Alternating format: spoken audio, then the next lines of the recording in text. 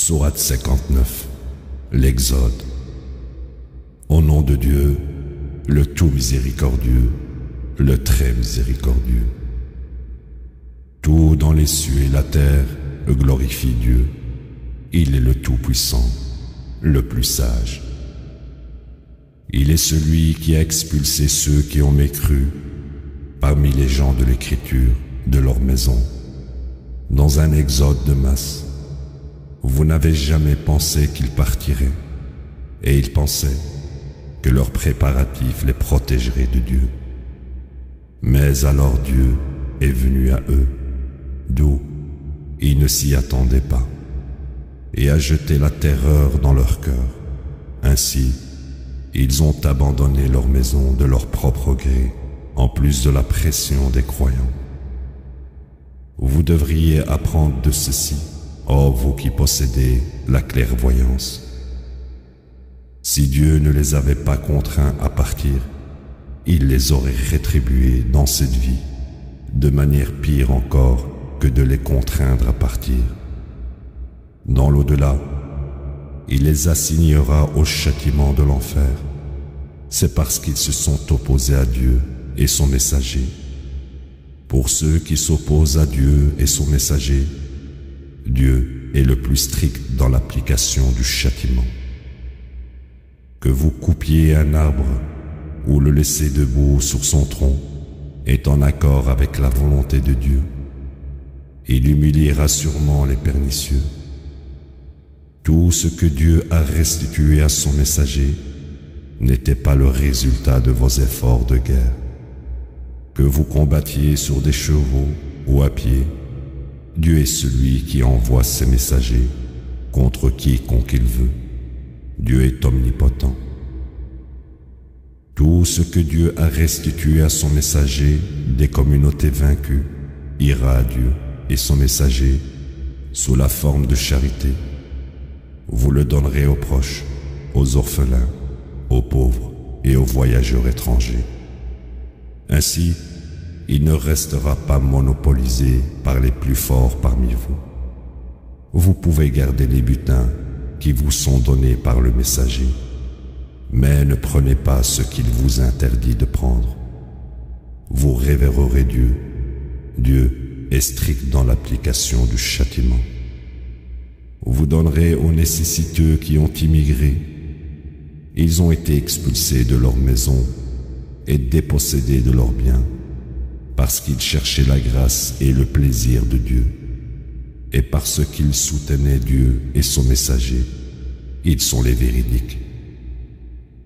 Quant à ceux qui les ont pourvus d'un foyer et d'un refuge, et étaient croyants avant eux, ils aiment ceux qui ont immigré vers eux, et ne trouvent aucune hésitation dans leur cœur à les aider.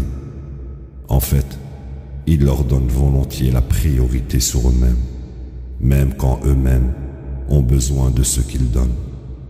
En vérité, ceux qui surmontent leur avarice naturelle sont ceux qui réussissent.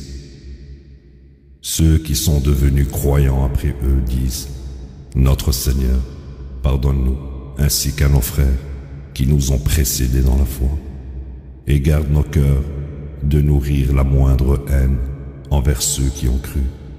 Notre Seigneur, tu es compatissant, le très miséricordieux. » As-tu remarqué ceux qui sont en proie à l'hypocrisie et comment ils ont dit à leurs compagnons en mécréance parmi les gens de l'Écriture: si vous êtes expulsés, nous partirons avec vous et n'obéirons jamais à quiconque s'oppose à vous.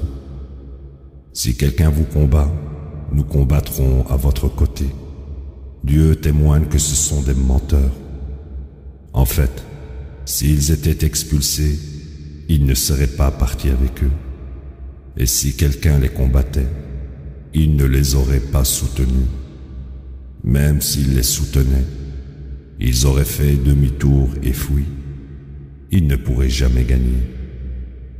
En vérité, vous inspirez plus de terreur dans leur cœur que leur crainte de Dieu. C'est parce que ce sont des gens qui ne comprennent pas. Ils ne se réunissent pas pour vous combattre, à moins qu'ils ne soient dans des bâtiments bien protégés ou derrière des murs. Leur puissance leur paraît redoutable. Tu penserais qu'ils sont unis, quand en fait leurs cœurs sont divisés. C'est parce que ce sont des gens qui ne comprennent pas. Leur sort est le même que leurs semblables qui les ont précédés. Ils ont subi les conséquences de leurs décisions. Ils ont encouru un châtiment douloureux. Ils sont comme le diable. Il dit à l'être humain, mécrois. Puis aussitôt qu'il mécroit, il dit, je te désavoue, je crains Dieu, Seigneur de l'univers. La destinée pour tous deux est le feu de l'enfer, où ils demeurent pour toujours. Ceci est le salaire pour les transgresseurs. Ô vous qui croyez, vous révérerez Dieu, et que chaque âme examine ce qu'elle a avancé pour demain. Vous révérerez Dieu. Dieu est pleinement connaissant de tout ce que vous faites. Ne soyez pas comme ceux qui ont oublié Dieu, alors il les a fait s'oublier eux-mêmes. Ceux-ci sont les pernicieux. Ne sont pas égaux les habitants du feu de l'enfer et les habitants du paradis. Les habitants du paradis sont les gagnants. Si nous révélions ce Coran à une montagne, tu la verrais trembler, s'effondrer par révérence pour Dieu. Nous citons ces exemples pour les gens, pour qu'ils puissent réfléchir. Il est le Dieu unique. Il n'y a aucun autre Dieu à côté de lui, celui qui connaît tous les secrets et toutes les déclarations. Il est le tout miséricordieux, le très miséricordieux. Il est le Dieu unique. Il n'y a aucun autre Dieu à côté de lui, le roi, le plus sacré, la paix, le plus fidèle, le suprême, le tout-puissant, le plus puissant, le plus digne. Dieu soit glorifié, loin au-dessus d'avoir des partenaires. Il est le Dieu unique, le créateur, l'initiateur, le concepteur. À lui appartiennent les plus beaux noms. Tout dans les cieux et la terre le glorifie. Il est le tout-puissant, le plus sage. La ilaha illallah.